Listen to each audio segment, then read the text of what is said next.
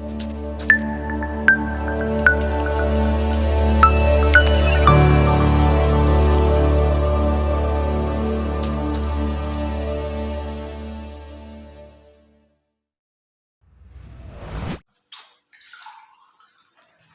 छात्र छात्राओं, कल मैंने आपको राष्ट्रीय आय की गणना विधि के बारे में पूरा समझाया था और आज मैं आपको वैयक्तिक आय के बारे में बताऊंगा, यानी 6 वैयक्तिक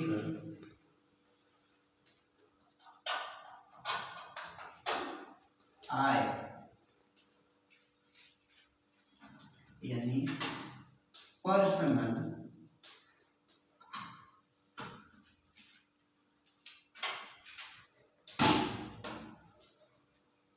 इनकम।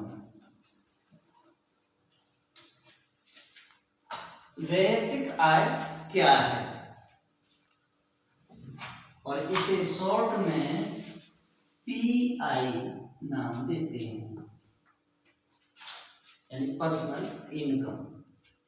वैयक्तिक आय वह होती है जो व्यक्तियों या परिवारों को एक वर्ष में या एक वर्ष की अवधि में वास्तव में प्राप्त होती है। वैयक्तिक आय की गणना करते समय राष्ट्रीय आय में से निगम कर, कंपनियों द्वारा अवितरित लाभांश तथा सामाजिक सुरक्षा के लिए किए गए अनिवार्य भुगतानों को घटा देना चाहिए, क्योंकि ये व्यक्तियों की आय को कम कर देते हैं, लेकिन इसके साथ साथ लोगों को सामाजिक सुरक्षा के रूप में मिलने वाले लाभ जोड़ देने चाहिए, क्योंकि ये हस्तांतरणीय भुगतान व्यक्तियों की आय में वृद्धि कर देते हैं। और सूत्रानुसार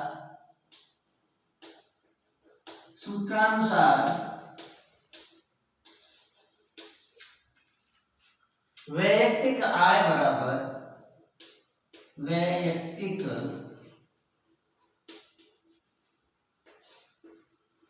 आय बराबर राष्ट्रीय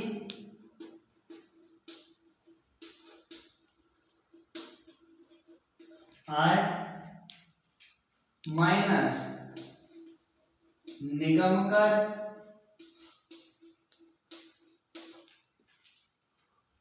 या निगम आय कर माइनस निगमों का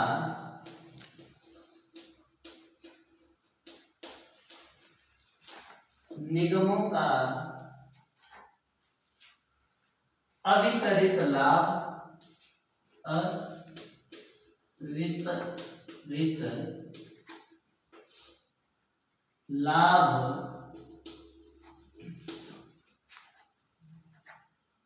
माइनस सामाजिक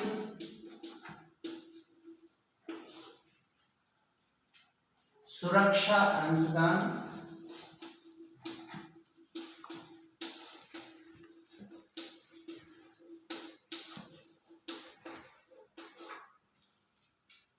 प्लस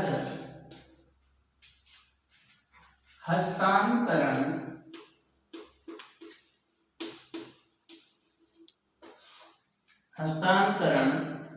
भुगतान, अर्थात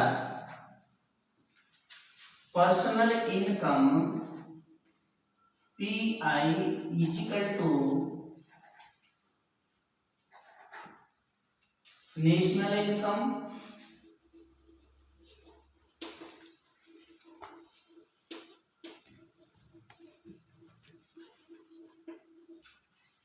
minus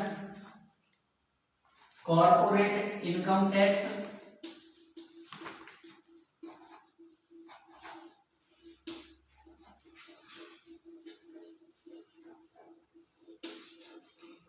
corporate income tax minus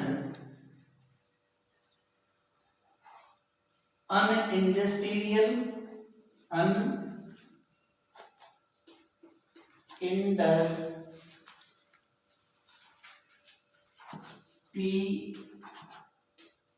real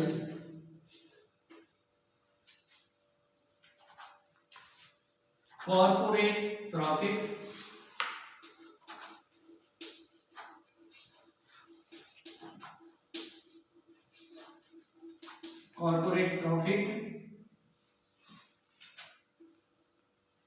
minus social security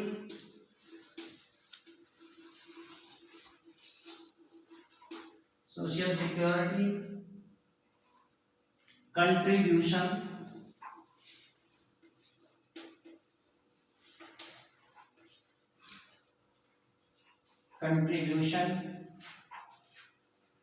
plus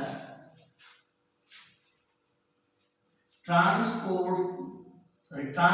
payments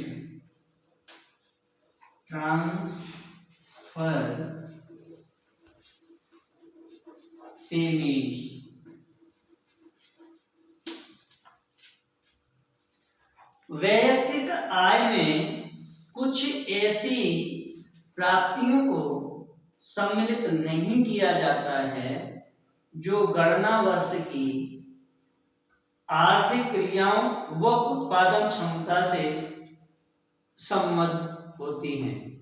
उदाहरणार्थ निगम आयकर निगमों का अवितरित लाभ तथा सामाजिक सुरक्षा अंशदान में जमा कराई गई राशि। यही कारण है कि व्यक्ति आय साधन लागतों पर राष्ट्रीय आय से अधिक हो सकती है। इसके बाद नेक्स्ट अवधारणा जो आती है 7वीं, वह है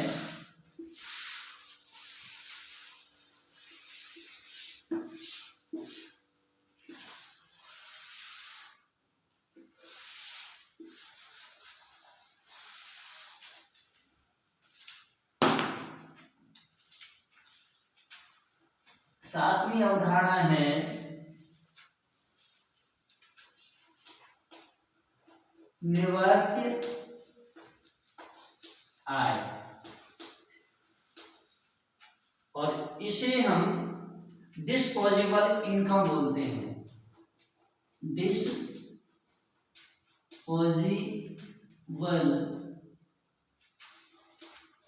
इनकम यानी DI के नाम से भी हम जानते हैं। यह इसे प्रयोग योग्य आय, उपभोग योग्य आय, स्वायत्त आय, खर्च योग्य वैयक्तिक आय तथा व्यवहार योग्य आय के रूप में भी संबोधित किया जाता है। निवृत्ति आय को ज्ञात करने के लिए व्यक्तिगत आय यानी PI पर्सनल इनकम में से प्रत्यक्ष कर तथा फीस एवं जुर्माने घटा देते हैं, क्योंकि व्यक्तिगत आय में कर राशि चुकाने के बाद व्यक्ति उसे अपनी इच्छानुसार खर्च कर सकता है, चाहे तो बचा सकता है। अतः निवृत्ति आय यानी DI कुल उपभोग व्यय एवं कुल बचत के योग के बराबर होती है और सूत्रानुसार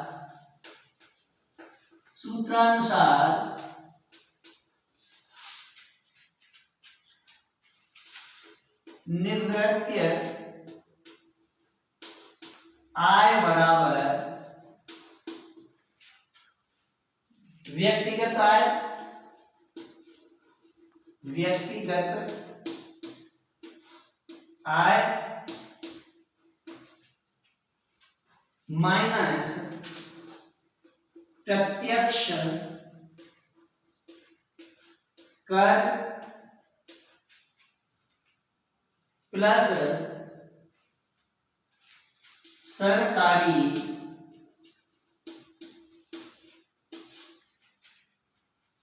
फीस व जुर्माने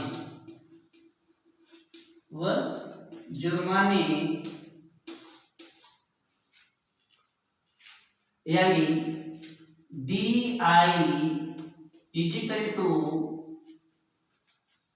PI minus indirect tax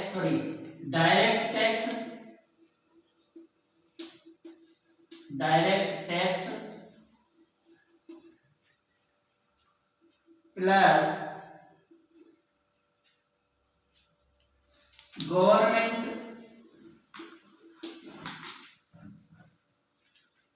fees and penalties.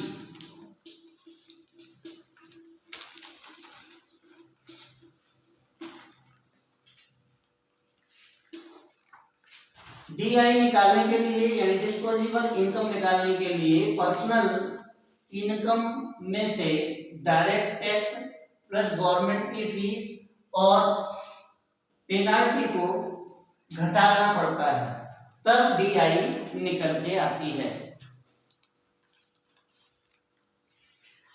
अथवा इसका दूसरा भी एक सूत्र है, अथवा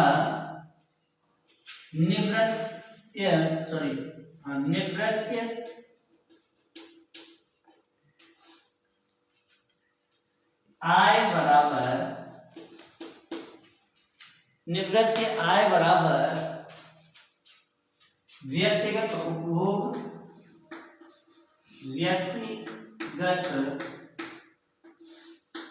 उपभोग यानी कंजप्शन प्लस व्यक्तिगत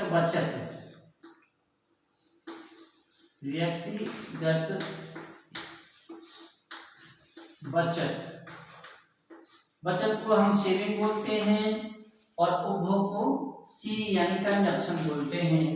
तो स्वाभाविक सी बात है कि DI इक्वल टू व्यक्तिगत उपभोग यानी पर्सनल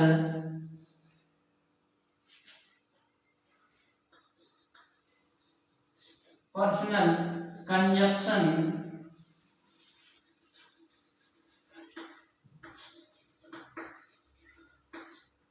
प्लस पर्सनल सेविंग।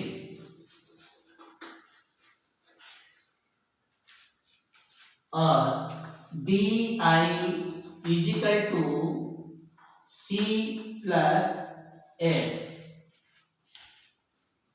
इसके बाद आठवीं अवधारणा जो आती है वह है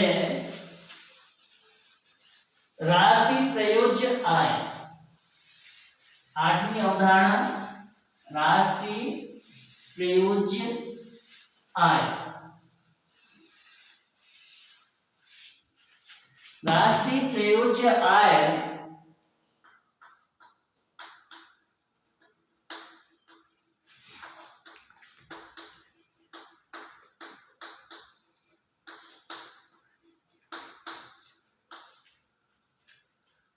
यानी national disposable income, national disposable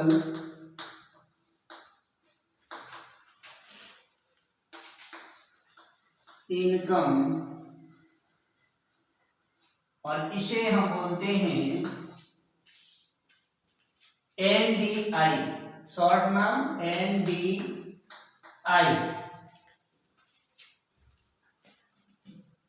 राष्ट्रीय प्रयोज्य आय, किसी देश की राष्ट्रीय प्रयोज्य आय उस देश की राष्ट्रीय आय, शुद्ध प्रत्यक्ष कर तथा शेष विश्व से प्राप्त चालू हस्तांतरण आय का जोड़ है। सूत्रानुसार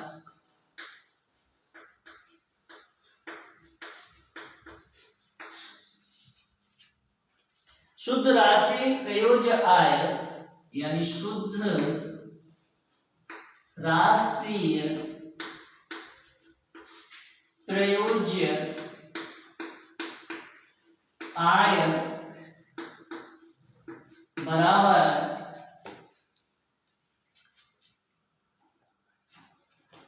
राष्ट्रीय आय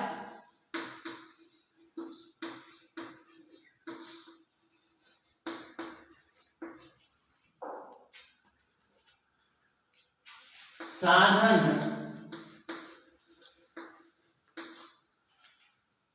लागत पर, साधन लागत पर शुद्ध घरेलू आय, शुद्ध घरेलू आय प्लस विदेशों से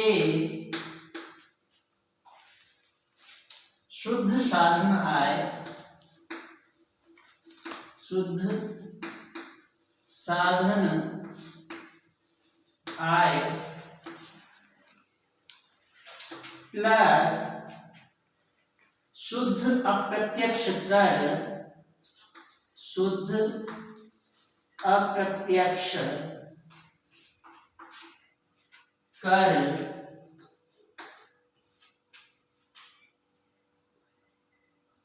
प्लस शेष विश्व से शुद्ध चालू हस्तांतरण, शुद्ध चालू हस्तांतरण अर्थात NNDI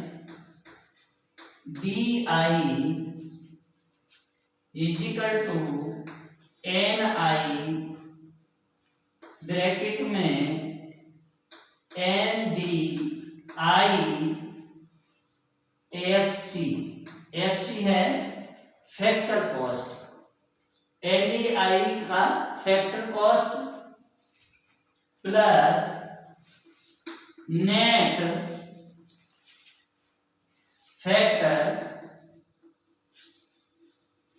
factor from abroad plus net indirect tax, net indirect tax plus net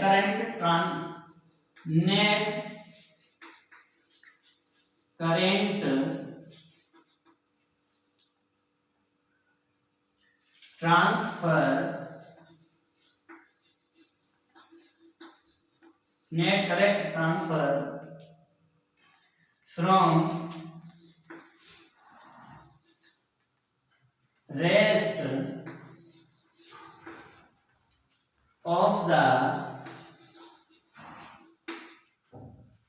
world।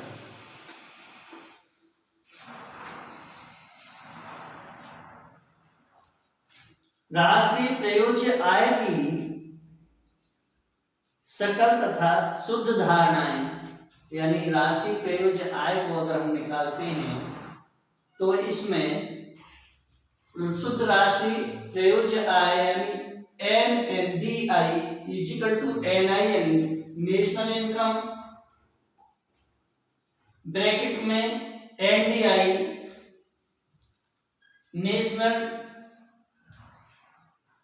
Disposable income eight factor cost plus net factor from awarded plus net indirect tax plus net current transfer from rest of the world, इनको जोड़ने के बाद में निकालते हैं। अब बात आती है कि राष्ट्रीय प्रयोज्य आय की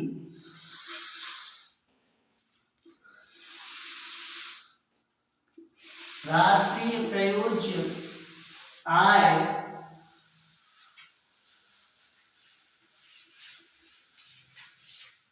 की राष्ट्रीय प्रयोज्य आय की सकल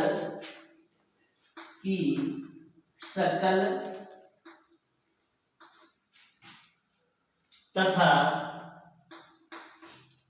शुद्ध धारणाएं, ये क्या है, यानी ग्रॉस एंड नेट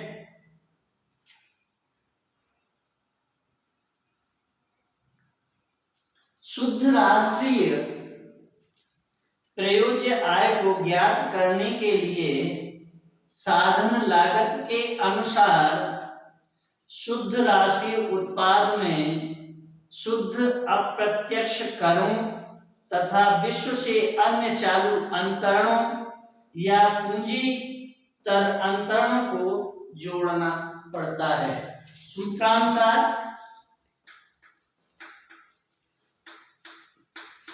सूत्रानुसार राष्ट्रीय प्रयोज्य आय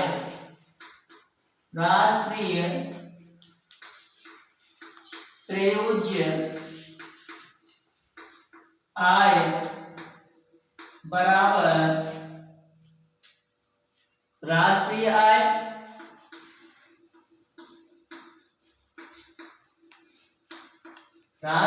आय प्लस शुद्ध अप्रत्यक्ष कर प्लस शेष विश्व से शुद्ध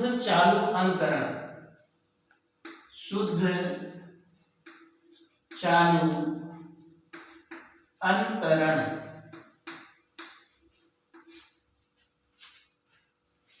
यानी NDI is equal to NI bracket में NDI factor cost plus net factor from abroad net factor from abroad plus net indirect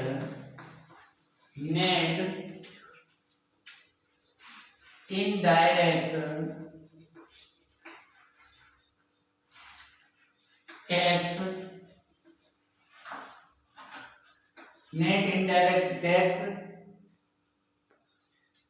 plus net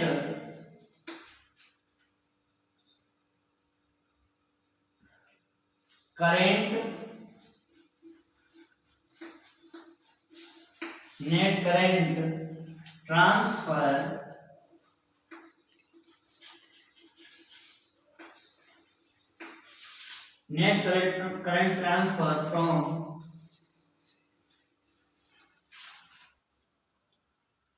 rest of the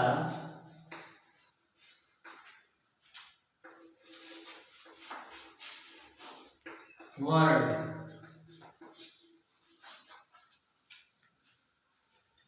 शुद्ध राष्ट्रीय प्रयोज्य आय में स्थिर पूंजी के उपभोग को जोड़ने पर सकल राष्ट्रीय प्रयोज्य आय यानी GNDI को ज्ञात किया जा सकता है।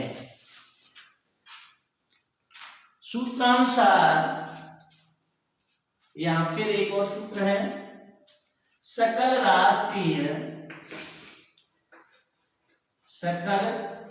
राष्ट्रीय प्रयोज्य आय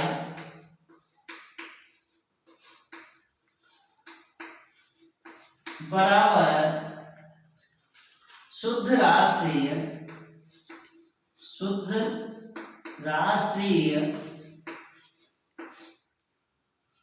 प्रयोज्य आय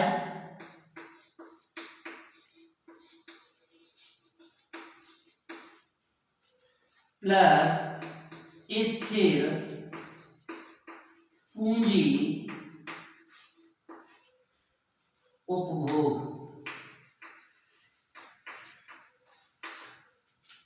यानी GNDI बराबर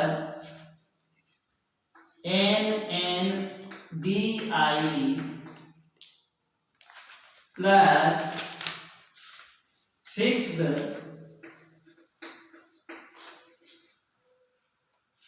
कैपिटल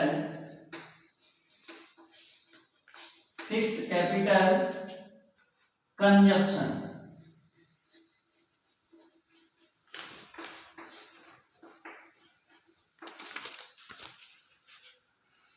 अब इसके बाद में राष्ट्रीय प्रयोज्य आय के बाद में आपकी नौवीं अवधारणा आती है और वह है राष्ट्रीय आय। अब देखिए राष्ट्रीय आय को कैसे निकालते हैं, राष्ट्रीय आय है क्या, ये सारी चीजें अपन क्लियर करते हैं। तो राष्ट्रीय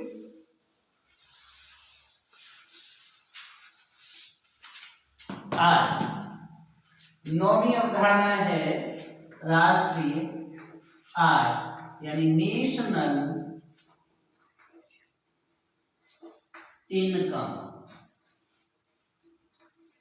राष्ट्रीय आय को निकालते कैसे हैं और इसे हम NI से रिप्रेजेंट करते हैं। इसे कैसे निकालते हैं, यानी पर कैपिटल इनकम, जिसे प्रति व्यक्ति आय भी कह सकते हैं, सॉरी राष्ट्रीय आय नहीं, प्रति व्यक्ति आय निकालनी थी। नौवीं अवधारणा है प्रति व्यक्ति आय, प्रति व्यक्ति आय, और इसे पर कैपिटल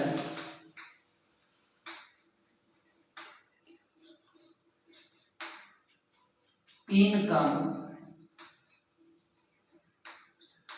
यानी PCI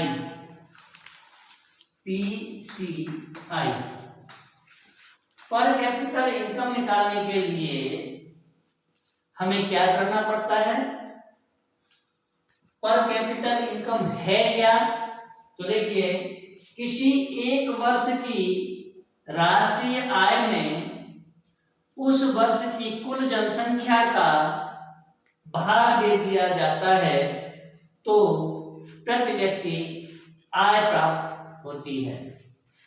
सूत्रानुसार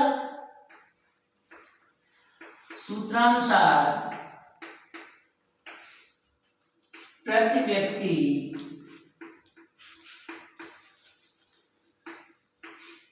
आय बराबर राष्ट्रीय आय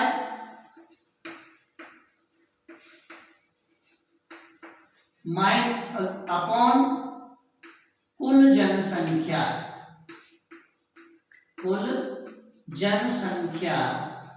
यानी राष्ट्रीय आय में टोटल जनसंख्या का अगर भाग दे दें तो प्रति व्यक्ति आय निकल के आ जाती है, और पर कैपिटल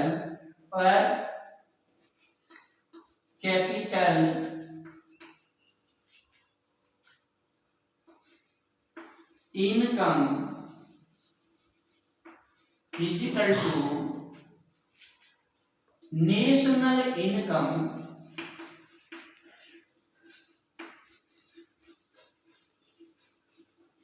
अपॉन टोटल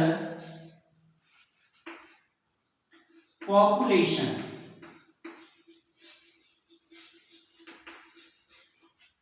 इसका अगर भाग दे देंगे तो प्रति व्यक्ति आय निकल के आ जाएगी। यद्यपि प्रति व्यक्ति आय की अवधारणा राष्ट्रीय आय लेखांकन के उपकरण के रूप में मान्य नहीं है, क्योंकि इस अवधारणा का राष्ट्रीय आय की गणना में प्रत्यक्षतः कोई महत्व नहीं है, परंतु आर्थिक विश्लेषण एवं आर्थिक तुलना की दृष्टि से प्रति व्यक्ति आय का विचार अत्यधिक महत्वपूर्ण है। प्रति व्यक्ति आय की तुलना करने पर ही विभिन्न देशों की आर्थिक स्थिति का ज्ञान होता है। राष्ट्रीय आय की अवधारणाओं में अब हम निकालेंगे राष्ट्रीय आय की अवधारणाओं में संबंध, यानी रिलेशनशिप बिटवीन नेशनल राष्ट्रीय आय की अवधारणाओं में संबंध। राष्ट्रीय आय की अवधारणाओं में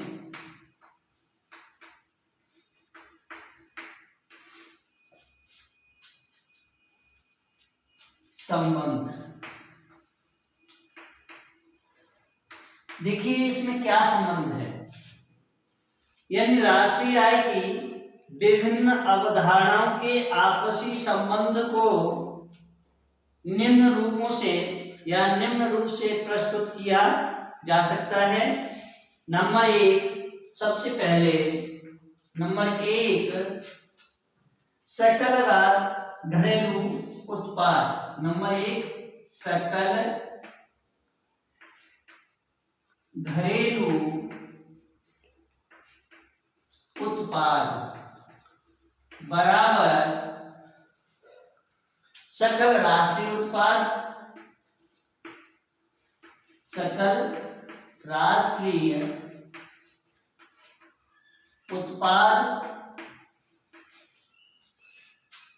माइनस विदेशों से प्राप्त या विदेशों से अर्जित आय। अर्जित आय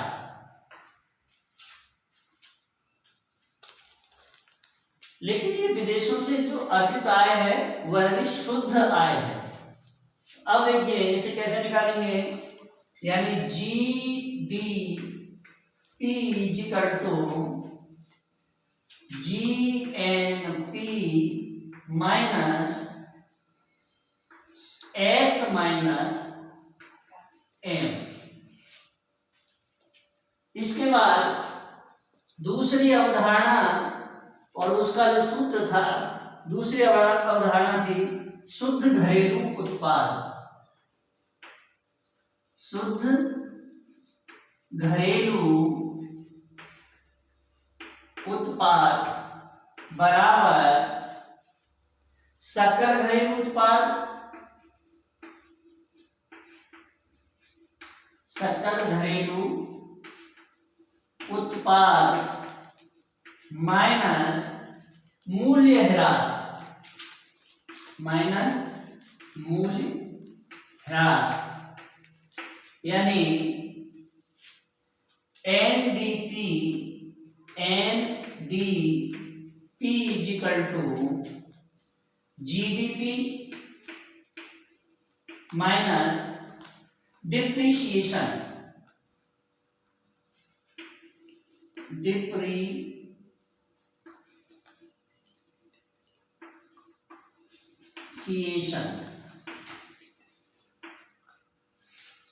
इसके बाद तीसरी अवधारणा आती है और तीसरी अवधारणा है सकल राष्ट्रीय उत्पाद। सकल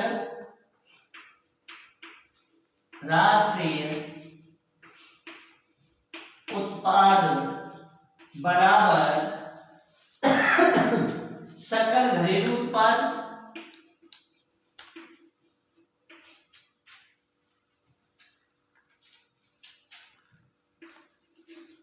सकल घरेलू उत्पाद प्लस विदेशों से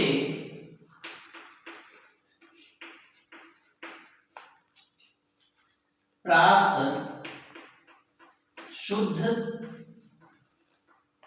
आय बराबर, इसे कैसे निकालेंगे, GNP is equal to GDP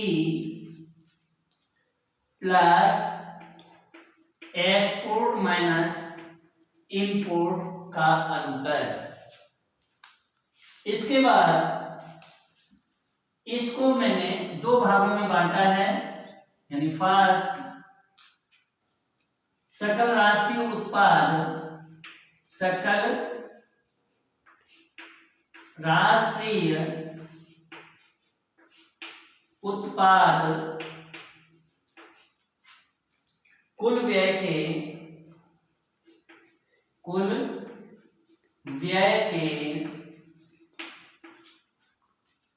जोड़ के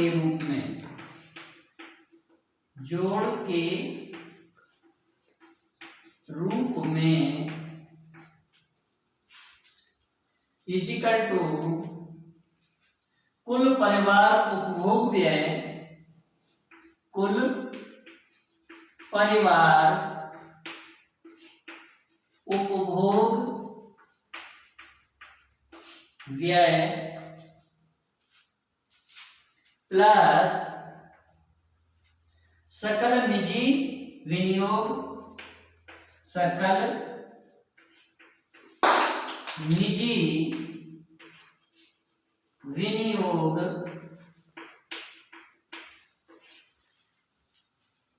प्लस कुल सरकारी व्यय, कुल सरकारी व्यय प्लस विशुद्ध विदेशी विनियोग, विशुद्ध विदेशी विनियोग अर्थात GNP is equal to C plus I plus G plus X minus M का अंतर। तो ये सूत्र बनेगा। इसके बाद दूसरी जो अवधारणा इसी की जो होगी, मुझे ये साफ करना पड़ेगा, दूसरी अवधारणा यानी सेकंड है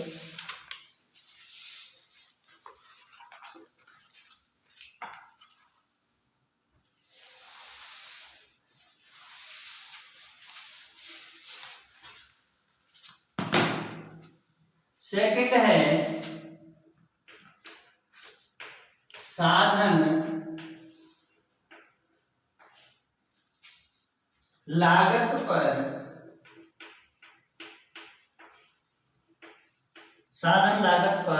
सकल राष्ट्रीय उत्पाद, सकल राष्ट्रीय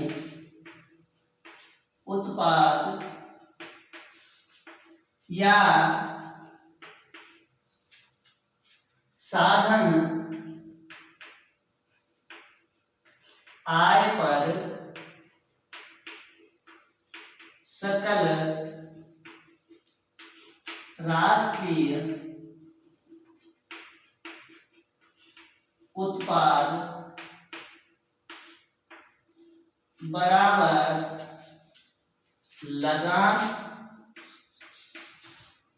प्लस मजदूरी प्लस ब्याज प्लस लाभ प्लस परोक्ष कर प्लस मूल्य ह्रास अर्थात GNP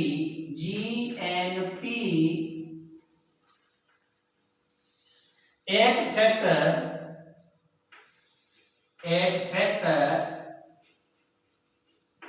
GNP at factor price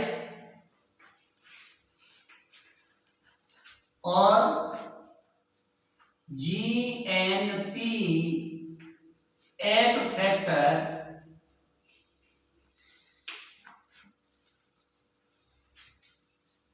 income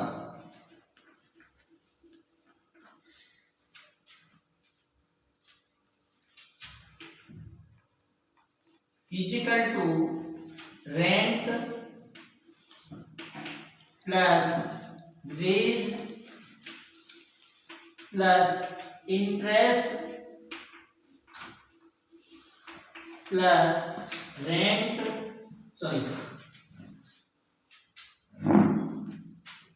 profit plus indirect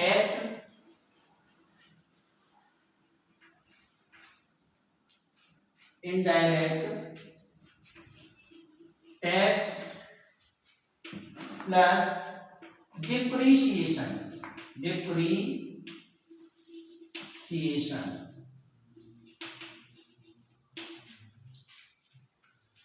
ये जब हम इसमें जोड़ देंगे तो ये निकल के आ जाएगी। इसके बाद चौथी अवधारणा आती है आपकी, चौथी अवधारणा है वह है शुद्ध राष्ट्रीय उत्पाद बराबर सकल राष्ट्रीय उत्पाद, सकल राष्ट्रीय उत्पाद माइनस मूल्य ह्रास, अर्थात NNP is equal to GNP minus depreciation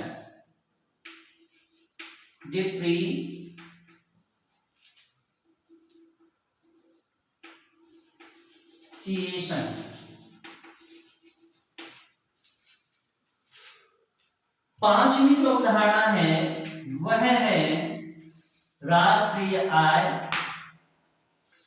और राष्ट्रीय आय को कैसे निकालते हैं, या राष्ट्रीय आय बराबर लगान प्लस मजदूरी प्लस वेतन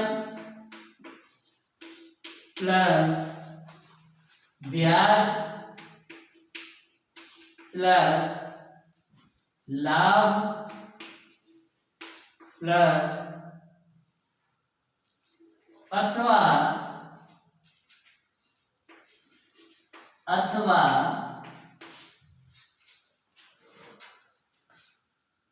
राष्ट्रीय आय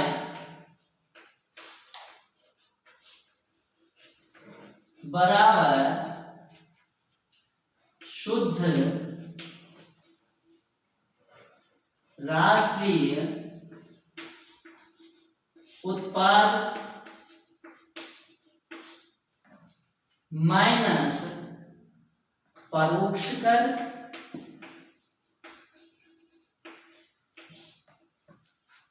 प्लस अनुदान।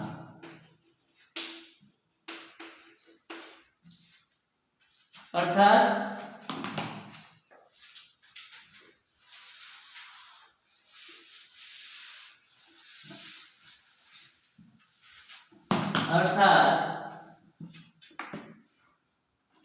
NI equal to rent plus veg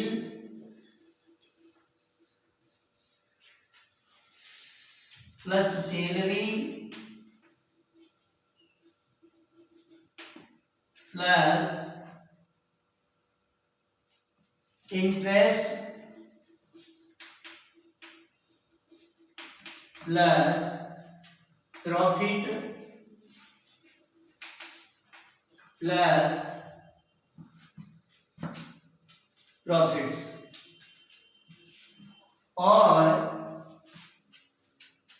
NI equal to indirect tax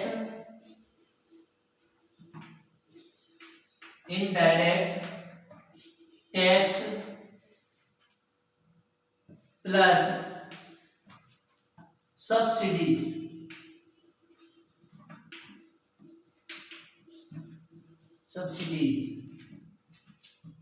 इनको जोड़ देते हैं।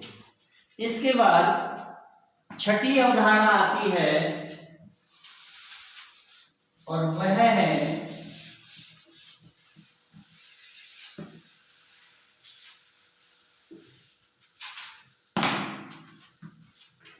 छठी अवधारणा है आपकी व्यक्तिगत आय। व्यक्तिगत आय बराबर राष्ट्रीय आय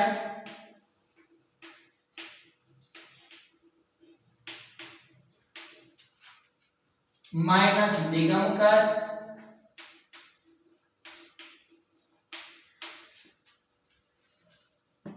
माइनस निगमों का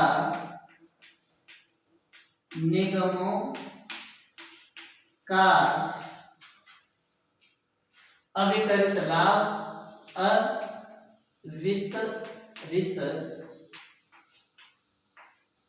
लाभ माइनस सामाजिक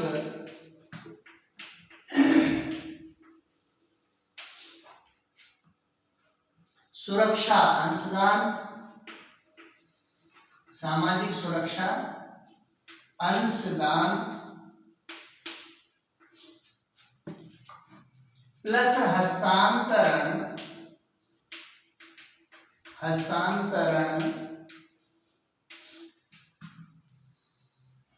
भुगतान।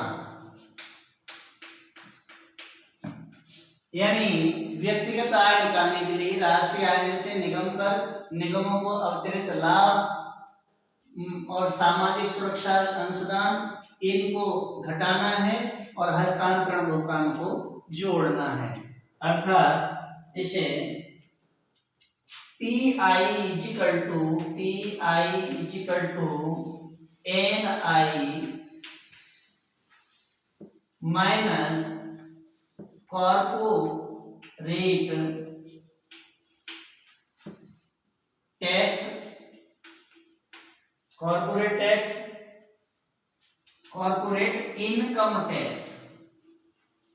Income tax. इसके बाद undistributed minus undistributed corporate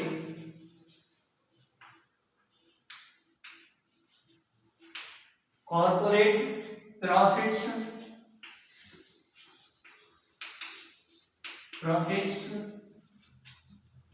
minus social security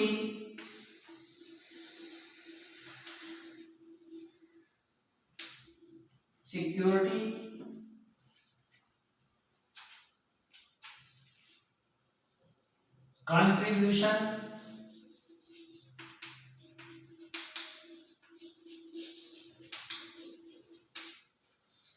plus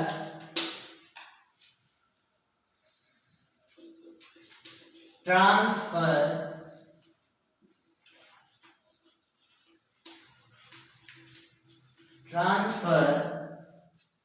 payment.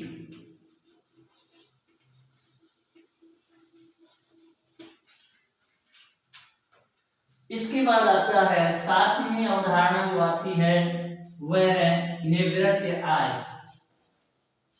निवृत्त आय बराबर व्यक्तिगत आय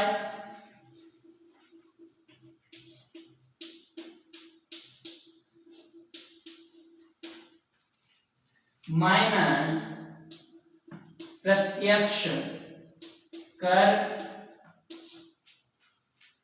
प्लस फीस एवं जुर्माने।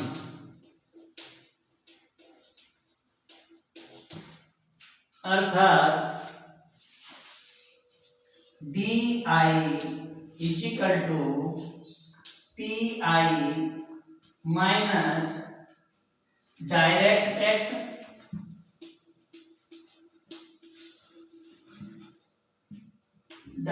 Tax plus fees and penalties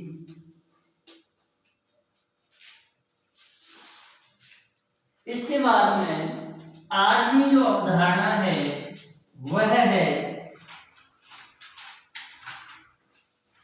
प्रति व्यक्ति आय। प्रति व्यक्ति आय बराबर होती है राष्ट्रीय आय अपॉन कुल जनसंख्या। अर्थात पर कैपिटल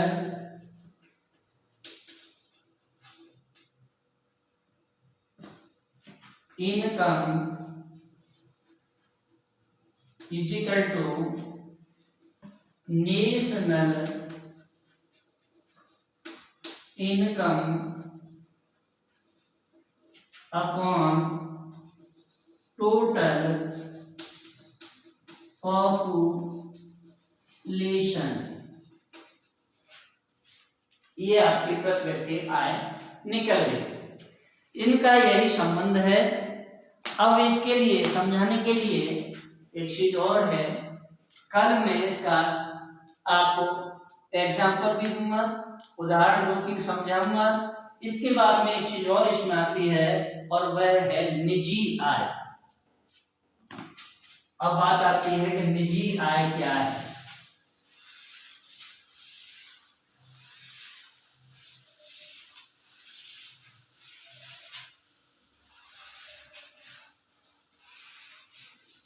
ये संबंध बताया। अब निजी आय यानी निजी आय प्राइवेट इनकम।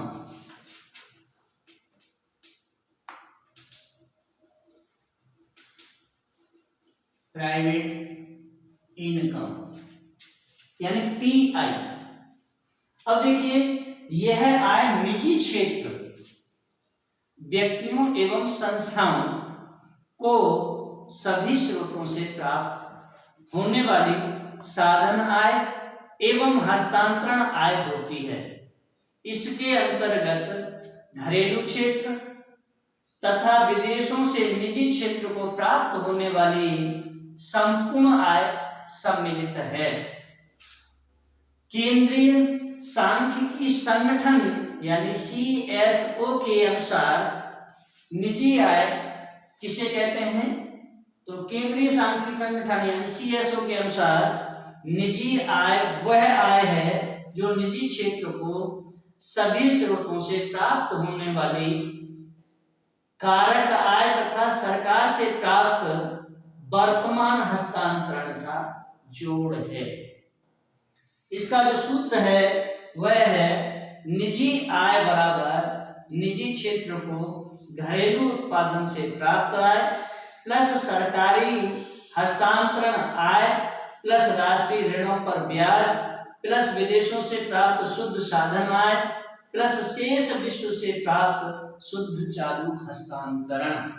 इसके बाद कल मैं आपको इन सब का रिलेशन, कंपैरेटिव स्टडी, एग्जाम्पल ये कराऊंगा और मेरे इस चैनल को सब्सक्राइब करें,